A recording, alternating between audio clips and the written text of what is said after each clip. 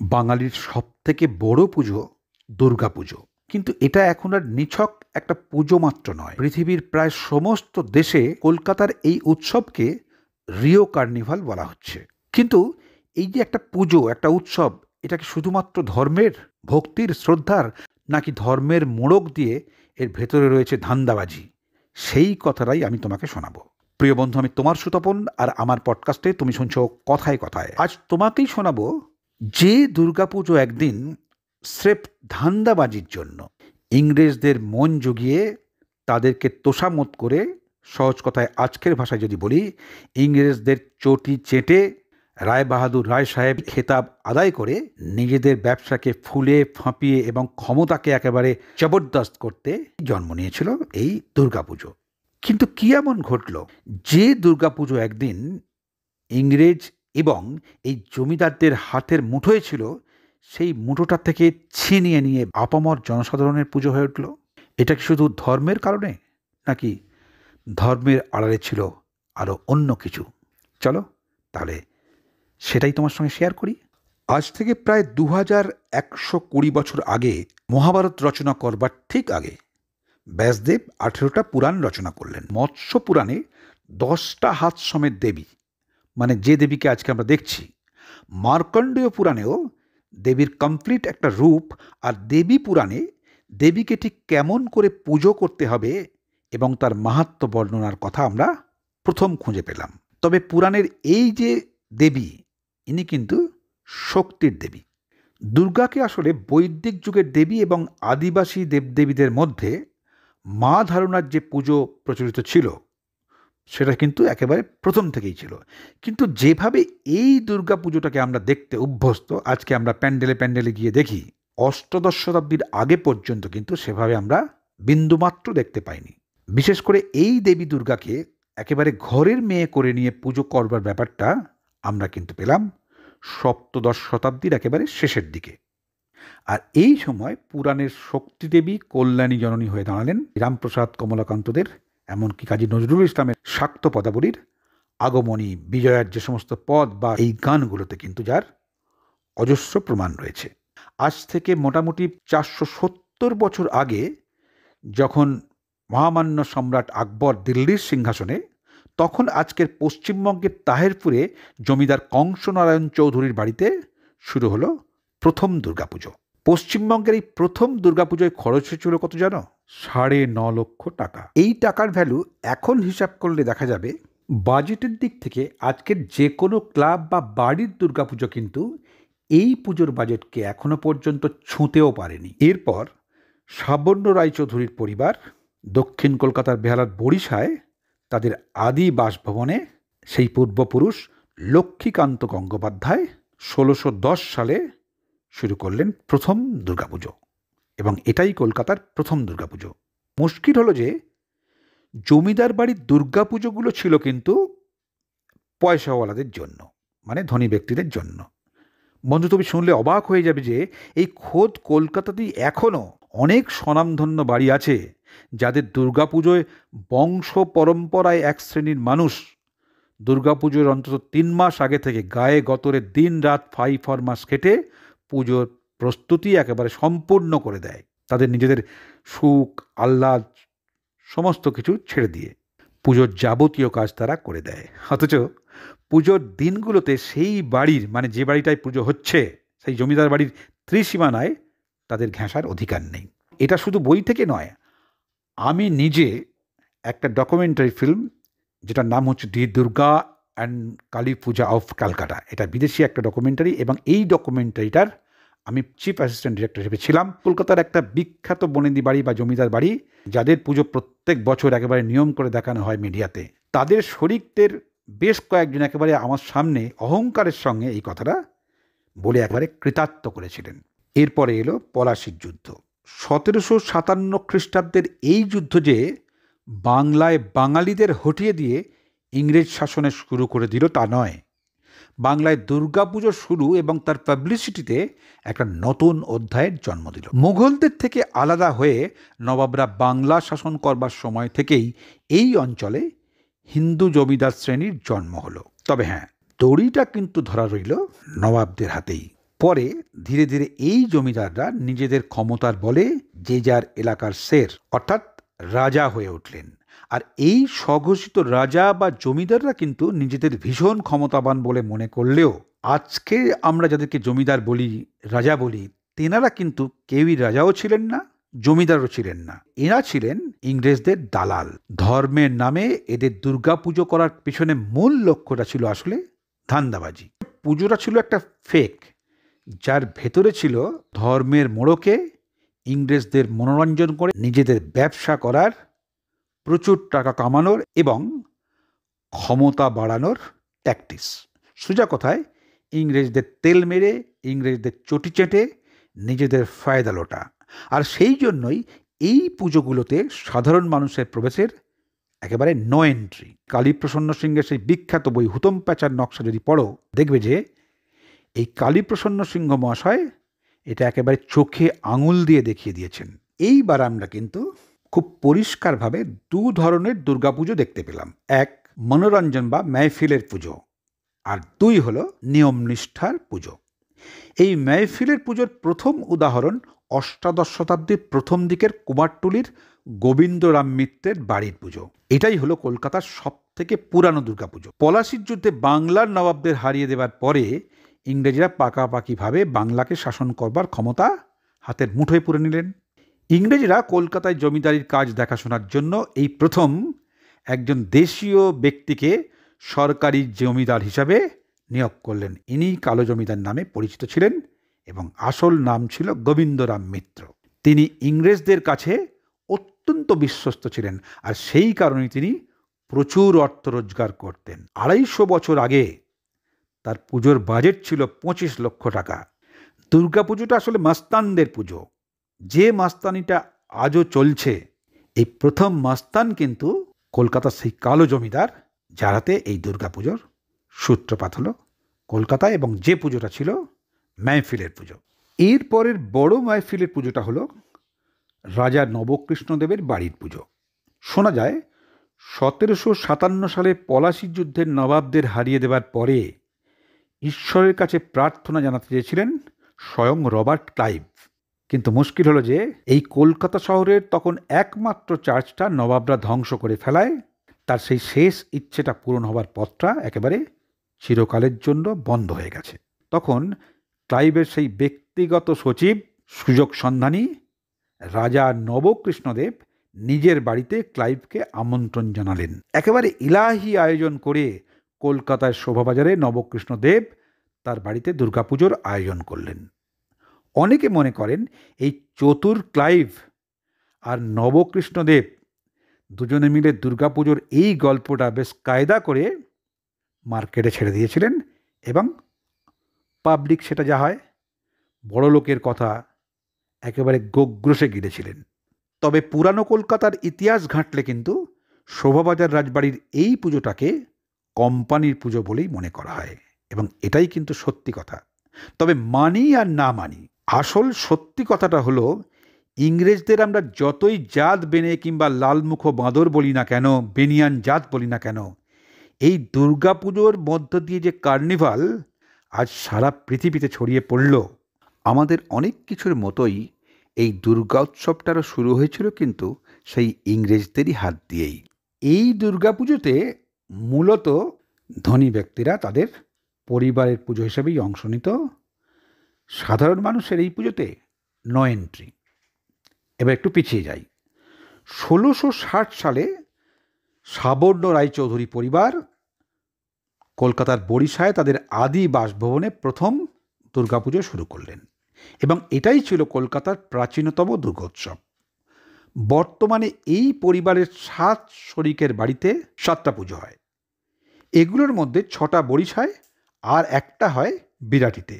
1757 সালে শোভাবাজার রাজবাড়িতে নবকৃষ্ণদেব যে পথটা দেখিয়েছিলেন, তার দেখানো পথেই দুর্গাপুজো কলকাতার বাবু সম্প্রদায়ের প্রতীক হয়ে ওঠে। শাস্ত্রাচার ছিল এই সব পুজোর গৌণ বিষয়, কারণ যে পুজোয় যত বেশি সংখ্যক ইংরেজ অতিথি উপস্থিত হতেন, ওই যে আগে বলেছি না, আসলে দুর্গাপুজোটা তো বাইরের মোড়ক, ভেতরটা হলো কি আসলে ফায়দা লোটা। আর অবশ্যই এনজয়মেন্ট থাকতে হবে। এনজয়মেন্ট না থাকলে, রিল্যাক্সেশন না থাকলে স্যাটিসফ্যাকশন কী করে আসবে?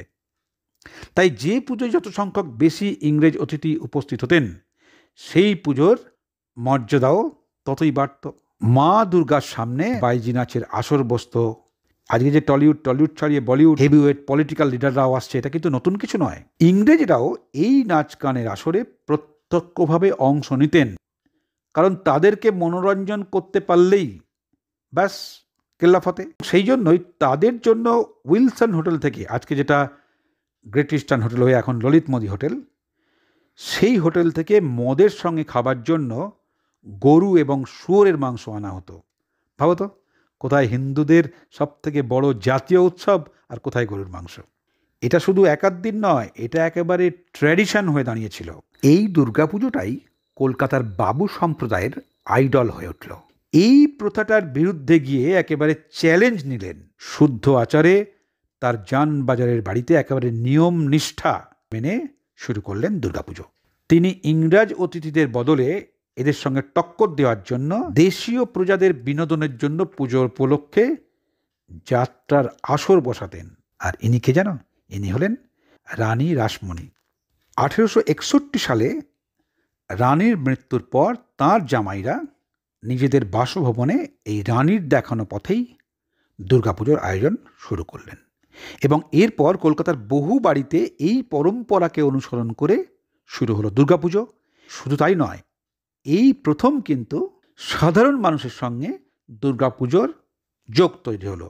সমস্ত বেড়া তিনি ভেঙে দিলেন। এই যে বলি না, সর্বজনীন উৎসব, আসলে রানী রাসমণির হাতেই কিন্তু সর্বজনীন মানে সর্বজনের, আর সার্বজনীন মানে সকলের কল্যাণে, যথার্থ অর্থে সকলকে নিয়ে সকলের কল্যাণে সার্বজনীন উৎসব এই রানীই কিন্তু চালু করলেন। এদিকে রানী একা কতটা করতে পারেন, তাই দীর্ঘদিন ধরে এক শ্রেণীর মানুষের মনের মধ্যে যে ক্ষোভ জমছিল, তারা এই সিস্টেমটাকে আর মেনে নিতে পারলেন না। তাই 1790 সালে হুগলির 12 জন ব্রাহ্মণ বন্ধু মিলে প্রতিবেশীদের কাছ থেকে চাঁদা তুলে একটা সর্বজনীন পুজোর উৎসব শুরু করলেন। লোকের মুখে মুখে দেখতে দেখতে এই পুজোটা বারোয়ারি পুজো নামে ছড়িয়ে পড়ল। বিংশ শতাব্দীর ঠিক প্রথম দিক থেকে জমিদার বাড়ির পুজোর বাজার কিন্তু আস্তে আস্তে পড়তে থাকে, কারণ বলে না, চিরদিন কাহারও সমান নাহি যায়।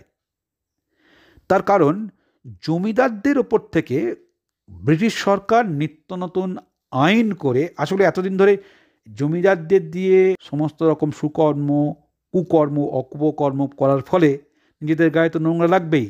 এই নর্দমার পাঁক নিজেদের গা থেকে ঝেড়ে ফেলবার জন্যই জমিদারদের ঝেড়ে ফেলতে শুরু করলেন। এর সঙ্গে যোগ দিল বিভিন্ন রাজনৈতিক উত্থান পতন। জমিদাররা কিন্তু এই পরিবর্তনটাকে মানিয়ে নিতে পারলেন না। ইংরেজরা তাদেরকে গা থেকে ঝেড়ে ফেলে দেওয়ার ফলে তাদের কলসির জল শেষ হতে লাগলো, ফলে জমিদার রাজটাও শেষ হয়ে গেল। আর এই সময় 1920 থেকে 30 সালের উত্তর কলকাতার গন্ধ বণিক, সুবর্ণ বণিক, এই সমস্ত ব্যবসা কেন্দ্রিক যে বণিক সম্প্রদায়, তাদের পরিবারেরই 12 জন বন্ধু মিলে কলকাতাতে প্রথম বারোয়ারি পুজো শুরু করলেন। এনারা কিন্তু প্রথমে কালী এবং অন্যান্য দেবতার পুজো করতেন, কিন্তু এরা দেখলেন এটা দিয়ে ঠিক বড় হওয়া যাচ্ছে না। ব্যবসা বাড়ানোর জন্য, আরও বড় করে সমাজে কেউ কেটা হওয়ার জন্য প্রথমে কালীকে এড়িয়ে অন্য দেবতা, পরে এনারা কিন্তু শুরু করলেন দুর্গাপুজো। আসলে ব্রিটিশ ইস্ট ইন্ডিয়া কোম্পানির এই যে বাড়বাড়ন্ত, সেই বাড়বাড়ন্তর সঙ্গে তাল মিলিয়ে ব্যবসা বাণিজ্যের সুবিধার জন্য কলকাতার এবং তার আশেপাশের গ্রামগুলো কিন্তু তখন ক্রমশ দ্রুত শহর হয়ে উঠছে। আর এই সব এলাকাকে ঘিরে এক শ্রেণীর বাবু সম্প্রদায়ের জন্ম হলো। এদের মূল লক্ষ্যই ছিল কিন্তু ভিন্ন ভিন্ন কায়দায় ইংরেজদের পা ধুয়ে জল খেয়ে নিজেদের উন্নতি করা। এর ফলে নিজেদের উন্নতি যেমন হলো, তেমনি আবার ইজ্জতটাও বাড়ল। শ্রীমান পৃথ্বীরাজ ছবিটায় একেবারে চোখে আঙুল দিয়ে শ্রদ্ধেয় পরিচালক তরুণ মজুমদার যেটা দেখিয়ে দিয়েছেন। পুজোকে উপলক্ষ করে জমিদারির মেয়াদ বাড়ানো এবং সুনজরে পড়ে অন্ততপক্ষে শাসকের অধীনে সেরা ছোট শাসক হয়ে ওঠাই ছিল কিন্তু এই সব জমিদার কাম রাজাদের মূল লক্ষ্য। আজকের বারোয়ারি পুজোর যে ক্লাব, সেই ক্লাবগুলো বারোয়ারির নামে বা ক্লাবের নামে হলেও এরাও তো আসলে একটা নেতার সঙ্গে আর একটা নেতার টক্করের মধ্য দিয়েই নিজেদের হিরোইজম আর ভোট ব্যাংকে সিকিউর করার খেলা চালিয়ে যাচ্ছে। এটা আসলে সেই ব্যবসার উল্টোপিঠ। আর এই কম্পিটিশনের খেলাটা কিন্তু শুরু হয়েছিল আজ থেকে ৩০০ বছর আগে। তখনকার ক্লাবের পুজোগুলোর মতোই এখন MP, MLA, minister, chief minister, কমপক্ষে কাউন্সিলর বা পাড়ার তোল্লা ধরা দাদা এক একটা পুজোর আছেন। এখনকার এই ক্লাবগুলোর মতোই তখন এক একটা পুজোর পৃষ্ঠপোষক ছিলেন এক একজন ইংরেজ। যার যত বড় ইংরেজের সঙ্গে দহরম মহরম, তাদের পুজোয় তত বড় ইংরেজ ছিলেন পৃষ্ঠপোষক। আর সেই সময়ের সব থেকে বড় দুটো ব্যবসায়িক পরিবারের পুজো হলো ঠাকুর পরিবার এবং শিবকৃষ্ণ দাঁদের পরিবার, গন্ধবণিক পরিবারের পুজোর গল্প। আর এই দুটো পরিবারের পুজো ছিল কিন্তু সেই সময়ের বড় বাজেটের পুজো। যেমন প্রতিমার গয়না ছিল সোনার। আজকে যে কল্যাণীতে 30 কোটি টাকার গহনা, এটা কিন্তু নতুন নয়। এত বছর আগে তখন পারিবারিক পুজোতে পায়ের পাইল থেকে শুরু করে মায়ের ত্রিনয়ন এবং মুকুট পর্যন্ত সোনার। এই দুটো পরিবারের পুজোয় ছিল সেই সময় সব থেকে বড় বাজেটের পুজো।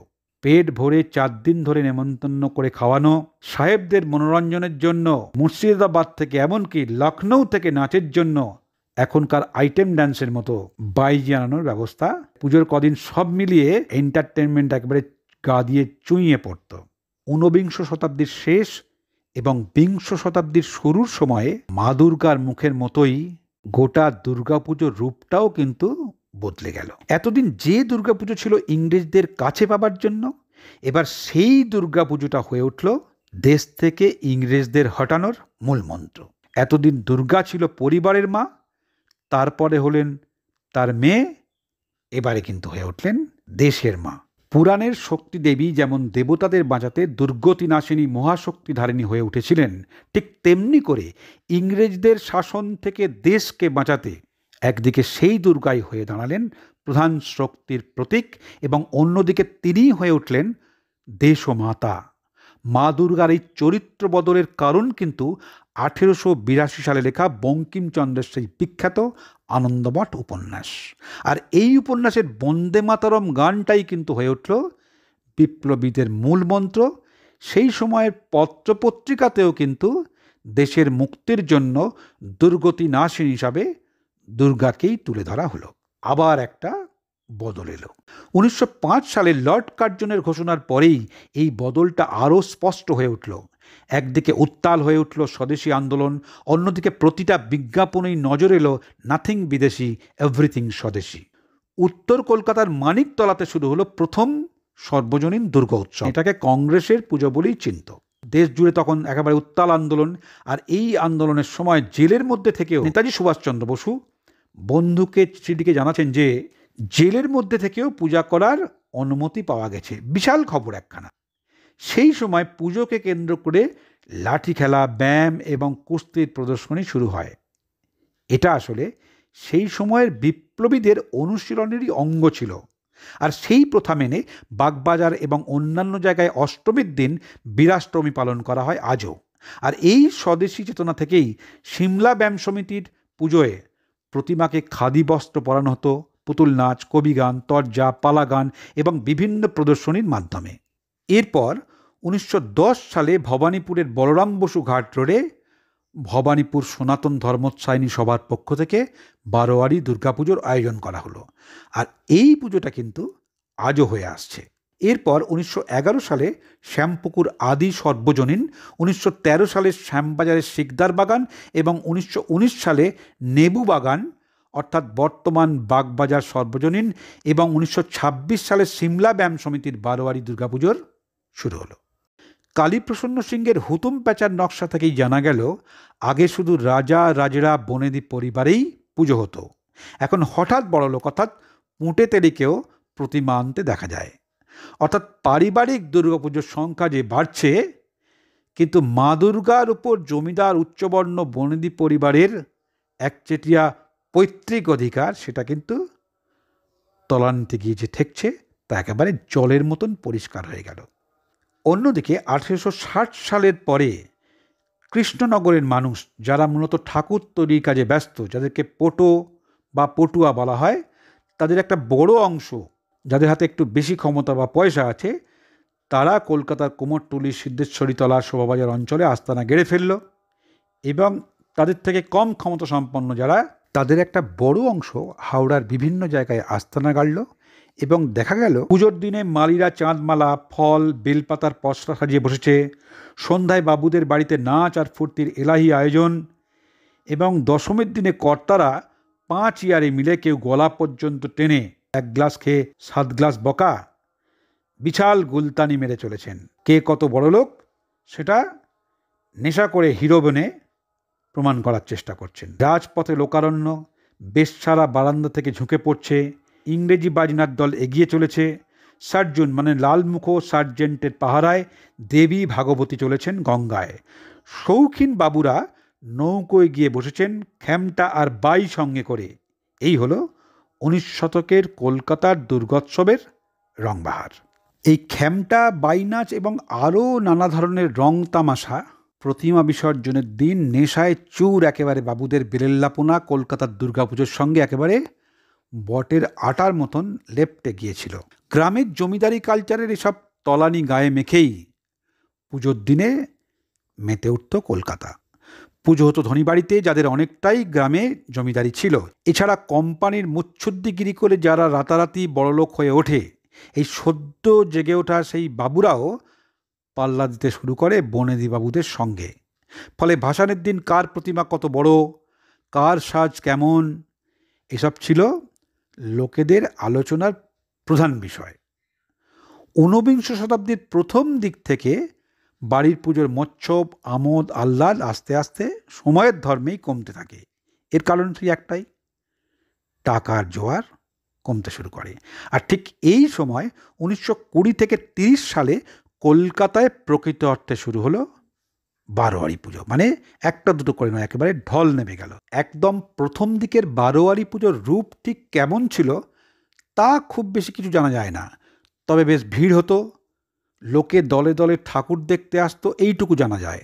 তবে এই বারোয়ারি পুজোর পেছনে সেই সময় জাতীয়তাবাদী আন্দোলনের প্রভাব থাকায় উৎসবের নামে বেল্লাপোনার প্রদর্শনী কিন্তু দেখাই যেত না প্রায়। সবার ওপরে ছিল পরাধীন দেশে ব্রিটিশ শাসকের আইন কানুন এবং নিয়ন্ত্রণ। যেমন উৎসবের দিনে ঢাক বাজানোর সময় বেঁধে দিয়েছিল সরকার। 1930-এর দশকে মাইক পাওয়া খুব সহজ ছিল না এবং তার ব্যবহারের ওপরেও সরকারি নিয়ন্ত্রণ ছিল একেবারে কড়া হাতে। রাস্তাঘাটে ভিড় সামলানোর জন্য বিশেষ পুলিশি ব্যবস্থা থাকত। বিখ্যাত ব্যক্তি অশোক সেন তার ছেলেবেলার একটা ঘটনা বলতে গিয়ে বলেছেন, একটা ফিটন গাড়িতে করে তারা সপরিবারে ঠাকুর দেখতে বেরিয়েছেন। তাদের গাড়ির ড্রাইভার ভুল করে একটু ট্রাফিক নিয়ম ভেঙেছেন, ব্যাস সঙ্গে সঙ্গে একজন গোরা পুলিশ সার্জেন্ট সপাটে এক চড় মারল ড্রাইভারের গালে। আসলে পুলিশ আর সেনাদের হাতে লাঞ্ছনা, নিগ্রহ তখন তো ছিল নেটিভদের নিত্য পাওনা। তাই মহাপুজোর দিনগুলোতেও মহান আকার ধারণ করত এই সমস্ত পাওনা। এরপর অবস্থাটা কিন্তু বদলাতে শুরু করলো 1940-এর দশকে। 42-এর ভারত ছাড়ো আন্দোলন, দেশ স্বাধীন হলো, সব কিছুর সঙ্গে একটা লাগামহীন যে উচ্ছৃঙ্খলা চোখে পড়তে লাগলো স্বাধীনতার ঠিক পরেই। কারণ দেশ স্বাধীন হলো 47-এ, হবেই তো। আমরা কত কষ্ট করে লড়াই করে ত্যাগ স্বীকার করে একেবারে টাটকা স্বাধীনতা পেয়েছি, তার স্বাদ নিতে হবে না? 1950 সালের দৈনিক সংবাদপত্রে তার প্রমাণ পাওয়া গেল। গভীর রাত পর্যন্ত মাইক বাজছে। বছর দুয়েক পরে মাইকের উপদ্রব আবার অনেকটাই কমলো। হিন্দি গানের সঙ্গে বাংলা গানও উপরি পাওনা হিসাবে শুনতে পেলাম। আরও বছর দুয়েক পর অর্থাৎ 1956 সালে মাইকের ব্যবহার কিন্তু অনেকটাই নিয়ন্ত্রিত হলো। গান ছাড়াও রেকর্ডে শোনা গেল চণ্ডীপাঠ। উৎসবের রূপ কিছুটা শোভন হলো। তবে ভাসানের দিনে কিন্তু সেই পরিষ্কার ঝকঝকে নতুন জামার আড়াল থেকে গন্ধ, ময়লা মাখা নোংরা ছেঁড়া গেঞ্জি কিন্তু নিজে থেকেই বেরিয়ে পড়ল। কত লড়াই করে, কত ত্যাগ স্বীকার করে আমরা স্বাধীনতা পেয়েছি না? সদ্য স্বাধীনতা বলে কথা, তার স্বাদ নিতে হবে তো। আর সবথেকে বড় কথা হলো এ দিল মাঙে মোর। তাই ছেলেরা মাথায় রুমাল বেঁধে গাইছে হোল্লাল্লা হোল্লাল্লা হোল্লাল্লা। 1958 সালের সংবাদপত্রেও পাওয়া গেল প্রতিমা নিরঞ্জনের দিন যুবকদের চূড়ান্ত উচ্ছৃঙ্খলা এবং অশালীন আচরণের কথা। বিশেষ করে সিটি মারা, কোমর দোলানো, মাথায় সাপের মতো বেলুন জড়িয়ে বিশেষ অঙ্গভঙ্গি করা, মেয়েদের গায়ে হাত দেওয়া, হিচকদানা এবং মেরা জুতা হ্যায় জাপানি ইত্যাদি জনপ্রিয় হিন্দি গানের সঙ্গে একেবারে টুইস্ট নাচ। এবার পুজোয় লারেলাপ্পার তো অনেক হলো, এবার এই লারেলাপ্পার দিকটা ছেড়ে একটু হিসাব নিকাশের গল্প করি। কারণ পুজো তো আসলে ব্যবসারই পুজো, ব্যবসার জন্যই তো পুজো, ভিন্ন ভিন্ন রূপে ভিন্ন ভিন্ন স্তরের ব্যবসায়ীদের পুজো। 1948 সালে কলকাতায় 200টা বারোয়ারি পুজো হয়েছিল এবং তার 10 বছর পরে সংখ্যাটা একেবারে বেড়ে গিয়ে দাঁড়ালো 5000, রকেটের থেকেও বেশি জোরে। একটা পুজোর গড় খরচ হয়েছিল 8 থেকে 12 হাজার টাকা। 1957 সালে বারোয়ারি পুজো উপলক্ষে খরচ হলো 25 লক্ষ টাকা। 1960 সালে আমরা আবার খুব খারাপভাবে রাজনৈতিক অবস্থার মধ্যে পড়ে গেলাম। তবে এই অবস্থাটা কিন্তু দুর্গাপুজোর উৎসবে ভাটা ফেলতে পারল না খুব একটা। তার প্রমাণ কিন্তু পুজোর মণ্ডপে হিন্দি গান বাজানোর দেখেই বুঝতে পারা গেল। এরপরে দুর্গাপুজো বারবার রূপ বদলেছে। এই সময় থেকেই দুর্গাপুজোটা চলে গেল পুরোপুরি দুষ্কৃতীদের হাতে। চাঁদা নিয়ে জুলুমবাজি, মস্তানি, বোমাবাজি, মার্ডার, তার সঙ্গে সঙ্গেই রাজনীতির দাদা দিদিদের হাতের মুঠোয় চলে গেল পুজোটা, যা আমরা খুবভাবে কদর্যভাবে দেখতে পাচ্ছি। রাজনীতির অঙ্গুলি হালন না থাকলে পুজো তো দূরের কথা, পুজোর একটা বাঁশের গর্ত খুলতেও পারবে না। আমরা দেখতে পাচ্ছি যে পার্টির দাদা দিদি তাদের ভোট ব্যাংকে এবং অবশ্যই সারা বছরের কামাইয়ের একটা বড় অংশ এখান থেকে তুলে নেবার জন্যই তারা বাইরে ধর্মটাকে রেখে লোক দেখানো উৎসব দেখিয়ে ক্ষমতা দখলের লড়াইয়ে সারা বছর রোজগারের রাস্তা, কামানোর রাস্তাকে তৈরি করে ভক্তি শ্রদ্ধার আড়ালে দুর্গা পূজা চালিয়ে যাচ্ছে। আসলে যেটা ভক্তি এবং শ্রদ্ধা, এটা আসলে বহু বছর আগেই যে গঙ্গার মাটি দিয়ে দুর্গার ফিনিশ টাচ তৈরি হয়, দোমাটি যেটাকে বলে, সেই গঙ্গার জলেই কিন্তু সেই মাটির সঙ্গেই দুর্গা তার ছানাপোনাদের জন্ম থেকেই সেই গঙ্গার জলেই কিন্তু কবেই ভেসে গেছে সেই ভক্তি শ্রদ্ধা। এখন অনেক বদল এসেছে ব্যবসার সঙ্গে তাল মিলিয়ে। বাড়ি বাড়ি চাঁদা থেকে বিজ্ঞাপন থেকে এখন এসে গেছে স্পন্সরশিপ এবং পুজোর সাহায্য তো এসছে। আর বোকা মানুষদের জন্য পড়ে রয়েছে পোড়া ধূপধুনোর সেই ছাই। এটাই আসলে পুজোর ভক্তি শ্রদ্ধা। যে পুজোটা একদিন শুরু হয়েছিল মাস্তানরূপী ইংরেজদের হাত দিয়ে, মাস্তানরূপী জমিদারদের হাত দিয়ে, সেই মাস্তানদের রূপগুলো পাল্টে পাল্টে এখন স্থানীয় দল মানে রুলিং পার্টির নেতা নেত্রী এবং প্রধানের হাতে চলে গেছে। এইভাবেই দুর্গাপুজোটা আসলে ভক্তির কথা বললেও স্রেফ ধান্দাবাজির জন্য, নিজেদের কামাইয়ের জন্য আর সমাজের মাথা এবং কেউকোটা হবার জন্যই যে দুর্গাপুজোর জন্ম হয়েছিল, সেই দুর্গাপুজোই কিন্তু আজ এভাবেই চলছে, এভাবেই দাঁড়িয়ে আছে। তবে একটা সময় যেরকম ছিল সবাই কিন্তু দুর্গাপুজো দেখা তো দূরের কথা, তার ত্রিসীমানায় যেতে পারতো না। আজ কিন্তু মানুষ উৎসবটাকে, আনন্দটাকে নিজের মতো করে এনজয় করতে পারে এবং বহু মানুষের, অসংখ্য পরিবারের রুজি রোজগার, এবং অবশ্যই স্যালুট করতে হয় তামাম শিল্প চর্চাকে। বহু শিল্পী এখান থেকে উঠে আসছে এবং এমনও হচ্ছে কিছু কিছু শিল্পী যারা এই ধারাবাহিকতাটাকে বজায় রাখতে পারছে না বলে তারা আবার আত্মহত্যাও করেছেন। যাই হোক, দুর্গাপুজো আমাদের সকলের ভালোবাসার পুজো। নিশ্চয়ই এই পুজো সকলের ভালো কেটেছে, সবাই এনজয় করবে, দুর্গাপুজো আরও ব্যাপকভাবে ছড়িয়ে যাবে, এটাই আশা করবো। আর সববার আগে তুমি ভালো থেকো বন্ধু, সঙ্গে থেকো। শুভ বিজয়া।